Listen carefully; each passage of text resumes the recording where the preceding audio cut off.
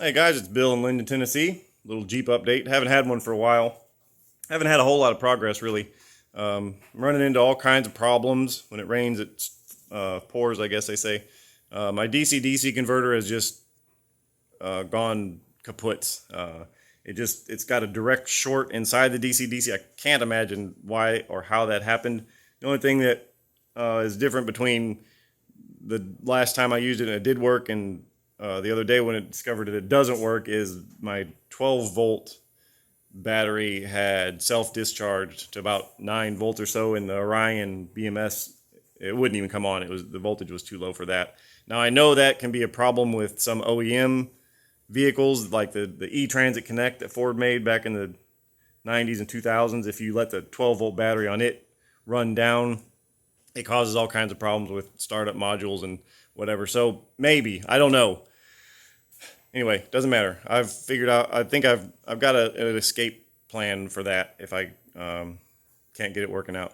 The motor, there's about 4,000 parameters on it, and there's a switch that can go from sport to economy or sport to whatever you want to call it. And there should be 2 sets of parameters that you can set, and I haven't been able to figure that out yet either, but it's doable. I'm not worried about that. My EVIC display is still not showing me motor information. It's not showing temperature of the motor or the inverter, and it's not showing RPM. That's kind of a problem. And then yesterday I tried to log on to the Wi-Fi of the drive unit, and that's not even working anymore. So I've lost the Wi-Fi. It's been suggested that perhaps the Wi-Fi board, if it wasn't glued on, may have wiggled off or something. So I'll have to take the inverter can off of the motor and see if I can. Hopefully that'll be the problem, and it'll be just real quick hot glue gun and stick it back on there.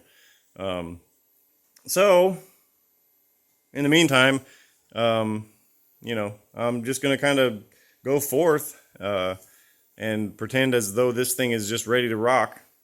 So I've gone ahead and finished up all the coolant lines underneath. That's not exactly true. I ran out of my flexible line, so I couldn't quite finish my my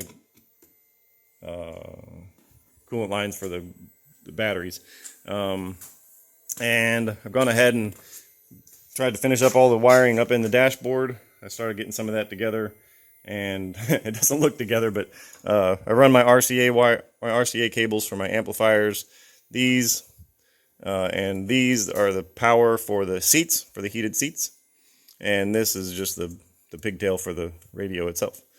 Need to go into town right now, or go online or something like that. I need a new antenna cable, so I'm gonna do that. And I'm starting to figure out where amplifier is going to go. One will go roughly right there, and the other one will go under the driver's seat. And that's kind of cool because it'll be at least mostly out of the elements if this thing happens to get caught in a rainstorm. I'd really like to push this back a little bit, but I've got that doggone jack sitting right there underneath all these wires. Jack sitting there, so I can't push it back too far. Those are my soundbar speakers. I'll replace those. I've got a subwoofer and a box design. Eventually I'll make that box a subwoofer box, and I wanted to kind of sit it between the seats and sort of aiming in a 45-degree down firing configuration. But then as soon as I put these seats in there and saw that there's just no room at all, that idea is a loser. So I'm just going to make a big old down firing sub box that'll sit back there on that battery box. It gets rid of some of my trunk space, but there isn't a whole lot of trunk space anyway. And then keeping it down firing, again, we'll just sort of keep it out of the elements. I've got some aspirations I've got a 3,000 watt inverter here. It's 12 volt inverter, so it takes a pretty fat cable to go to the 12 volt system. But to do 3,000 watts, that's what, 250 amps. So yeah, so that'd be kind of cool to have, some 120 volt outlets, in and around the vehicle. Have some in the back for like tailgate parties I don't really party, but if I decided to tailgate party, then I could have a 110 volt back there. Maybe I was out camping and I wanted to bring my big screen TV and my surround sound stereo. I could run it all off of this thing. Yeah, not really. The one thing I need to do, so swag off-road. Swag off-road? I think it's swag off-road. Yeah, they provided this. There's like a kit that you get. It comes with the hinges down here, and it comes with the cables and these upper brackets. But they don't provide the lower brackets. They suggest that the lower brackets are going to come with the tailgate, but no tailgate comes with lower brackets. And you can't buy these things. They're like hen's teeth. So I got to make me some of those. It's not hard. I'll just take a piece of flat bar, 2 inches long or something. Drill the holes right there. These are already got nut plates back there, so just drill the holes. It'll come up so far. I'll mark where it needs to get cut. I'll make another piece that comes out so far this way, and weld those two together, and then have that there. And then I'll make a little piece that comes up with a hole in it, and that'll just connect to the cables. And I'll determine where that piece with the hole in it goes depending on when this is up, where the cables are, so that the line of the cable is straight. But that'll be fairly easy. Just I don't know, use 3/16 or even probably 3/16 would be better. I was gonna say eighth inch steel, but that might be a little weak, especially if you're sitting on this thing. I don't want that to bend at all. So yeah, what else? I don't know. That's all I can think of. So yeah, like I said, we're just going on as if everything is fine and dandy. These two blue wires are for my for the electric parking brake. So today I'm gonna go get me some food here in a minute. After I get back from that, I'll crawl underneath the Jeep and get the wires run for all that stuff. Got my reverse switch right there.